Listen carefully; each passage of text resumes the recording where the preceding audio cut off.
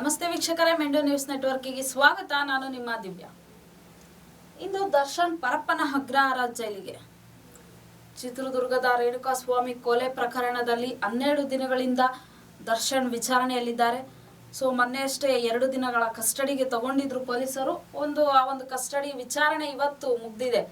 ಇವತ್ತು ಸಂಜೆ ವೇಳೆಗೆ ದರ್ಶನ್ ಪರಪ್ಪನ ಅಗ್ರಹಾರಕ್ಕೆ ಸೇರಬಹುದು. ದರ್ಶನ್ ಹಾಗೂ ಆತನ ಸಹಚರರು ಇನ್ನು 3 ಜನ ಏನಿದ್ರು ಕಸ್ಟಡಿಯಲ್ಲಿ, ಆ 3 ಜನ ಒಟ್ಟು 4 ಜನನು ಸೇರಿ ಇವತ್ತು ಪರಪ್ಪನ ಅಗ್ರಹಾರ ಜೈಲಿಗೆ ಸೇರಬಹುದು ಅನ್ನೋ ಮಾಹಿತಿ ಬರ್ತಾ ಇದೆ ಸಂಜೆ ವೇಳೆಗೆ. ಇನ್ನ ನೆಕ್ಸ್ಟ್ ನೋಡೋದಾದ್ರೆ, ಗೌಡರ ಮತ್ತೊಬ್ಬ ಮೊಮ್ಮಗ MLC ಅಂತ ಈತ ಸೂರಜ್ ರೇವಣ್ಣ ಸಲಿಂಗ ಕಾಮಕಾಂಡ ಅಲ್ಲ ಕಣ್ರಿ, ಅದು ಕರ್ಮಕಾಂಡ.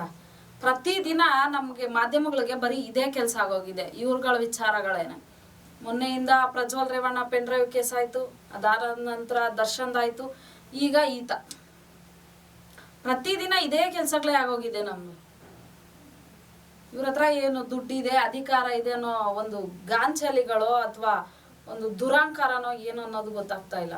ಇನ್ನು ಸರ್ಕಾರಕ್ಕೂ ಅಷ್ಟೇ, ಮಾಡಕ್ಕೆ ಬೇರೆ ಏನು ಕೆಲಸ ಇಲ್ವಾ ಸರ್ಕಾರಕ್ಕೆ? ಬರೀ ಒಂದನ್ನ ಮುಚ್ಚಾಕಕ್ಕೆ ಒಂದನ್ನ ಮುಚ್ಚಾಕಕ್ಕೆ ಈ ತರಕ್ಕೆ ಒಂದು ಕೇಸ್ಗಳನ್ನ ಹೊರಗಡೆ ತರ್ತಾನೆ ಇರ್ತಾರ. ಬಡವ್ರ ಕಷ್ಟಗಳ ಬಗ್ಗೆ ಸ್ವಲ್ಪ ಆದ್ರೂ ಗಮನ ಕೊಡಿ.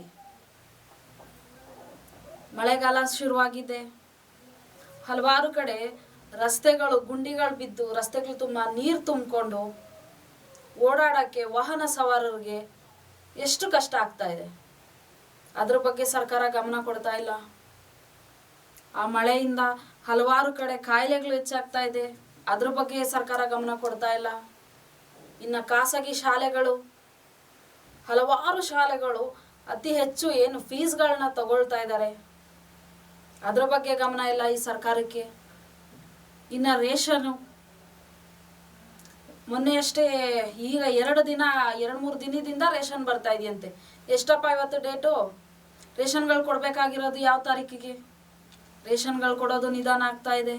ಹೀಗೆ ಅದನ್ನೆಲ್ಲ ಬಿಟ್ಟು ಅಟ್ಲೀಸ್ಟ್ ಬಡವರ ಒಂದು ಕಷ್ಟಗಳ ಬಗ್ಗೆ ಬಿಟ್ಟು ನೀವು ಈ ರೀತಿಯಾದಂಥ ದುಡ್ಡಿಂದ ಕೊಬ್ಬಿರೋಂಥ ಜನಗಳನ್ನ ನೀವು ಉದ್ಧಾರ ಮಾಡ್ತಾ ಇದ್ದೀರಾ. ಹಂಗಾದ್ರೆ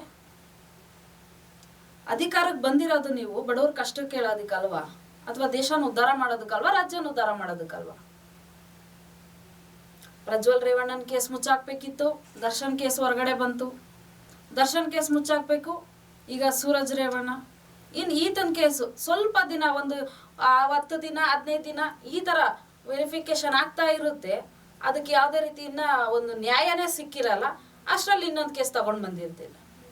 ಒಂದು ಕೇಸ್ ಮುಚ್ಚಾಕಕ್ಕೆ ಇನ್ನೊಂದು ಕೇಸ್, ಮತ್ತೆ ಈ ಕೇಸ್ ಮುಚ್ಚಾಕಕ್ಕೆ ನಾಳೆ ಇನ್ನೊಂದು ಯಾವ ಕೇಸ್ ತರ್ತಿರೋ ಗೊತ್ತಿಲ್ಲ. ಈ ರೀತಿ ಆಗ್ತಾ ಹೋದ್ರೆ ನೀವೇನ್ ಅಧಿಕಾರ ಮಾಡ್ತೀರಾ? ಇನ್ನೇನ್ ಸಮಾಜ ಉದ್ಧಾರ ಮಾಡ್ತೀರಾ? ಇನ್ನ ಈತ ಕೂಡ ಏನೋ ಲೈಫ್ ಸೆಟ್ಲ್ ಮಾಡ್ತೀನಿ, ಅದ್ ಮಾಡ್ತೀನಿ, ಇದು ಮಾಡ್ತೀನಿ ಅಂತ ಯಾರೋ ಶಿವಕುಮಾರ್ ಅನ್ನೋನ್ ಮೇಲೆ ಲೈಂಗಿಕ ದೌರ್ಜನ್ಯ ಮಾಡಿದಾನೆ ಅನ್ನೋದು ಸಹ ದೂರು ದಾಖಲಾಗ್ತಾ ಇದೆ. ನೋಡೋಣ, ಇದೇ ರೀತಿ ಸರ್ಕಾರಗಳು ಒಂದೊಂದೇ ಕೇಸ್ಗಳನ್ನ ಆಚೆ ತಗೊಂಡು ಬಂದು ಅದನ್ನ ವೆರಿಫಿಕೇಶನ್ ಮಾಡ್ತಾ ಇದೀವಿ, ಇದನ್ನ ವೆರಿಫಿಕೇಶನ್ ಮಾಡ್ತಾ ಇದೀವಿ ಅಂತ ಒಂದನ್ನ ಮುಚ್ಚಾಕಕ್ಕೆ ಇನ್ನೊಂದು ತಗೊಂಡು ಬರ್ತಾನೆ ಇರ್ಲಿ. ದೇಶ ಉದ್ಧಾರ ಮಾಡೋದು ಬೇಡ, ಬಡವ್ರ ಕಷ್ಟ ಕೇಳೋದು ಬೇಡ. ಇವ್ರದನ್ನೇ ನೋಡ್ಕೊಂಡು ಅವರು ಉದ್ಧಾರ ಆಗ್ಲಿ, ಇವರು ಉದ್ಧಾರ ಆಗ್ಲಿ. ಮಧ್ಯದಲ್ಲಿ ನಾವು ಬಡವ್ರು ಏನಿದ್ದೀವಿ ನಾವುಗಳು ಮಾತ್ರ ಕೆಳಗಡೆನೇ ಹೋಗ್ತಾ ಇರ್ತೀವಿ. ನಾಚಿಕೆ ಆಗ್ಬೇಕು ನಮ್ಮ ಸರ್ಕಾರಕ್ಕೆ. ಈ ರೀತಿಯಾದಂತಹ ರಾಜಕಾರಣಿಗಳು, MLC ಏನ್ರಿ ಇವೆಲ್ಲ? ಇಂಥವ್ರನ್ನ ಇನ್ನೂ ನಾವು ರಾಜಕೀಯಗಳಲ್ಲಿ ಇಟ್ಕೊಂಡಿದ್ದೀವಲ್ಲ, ಈ ಥರದವ್ರಿಗೆ ಓಟ್ ಹಾಕ್ತೀವಲ್ಲ ನಾವು, ಫಸ್ಟ್ ನಮಗ್ ನಾಚಿಕೆ ಆಗ್ಬೇಕು. ನೋಡೋಣ ಈ ಒಂದು ಕೇಸ್ ವಿಚಾರಣೆ ಏನಾಗಬಹುದು ಮುಂದೆ ದಿನಗಳಲ್ಲಿ ಅಂತ. ಅಲ್ಲಿವರೆಗೂ ನೋಡ್ತಾ ಇರಿ ಮೆಂಡು ನ್ಯೂಸ್ ನೆಟ್ವರ್ಕ್. ಮೆಂಡು ನ್ಯೂಸ್ ನೆಟ್ವರ್ಕ್, ಸತ್ಯದ ಕನ್ನಡಿ.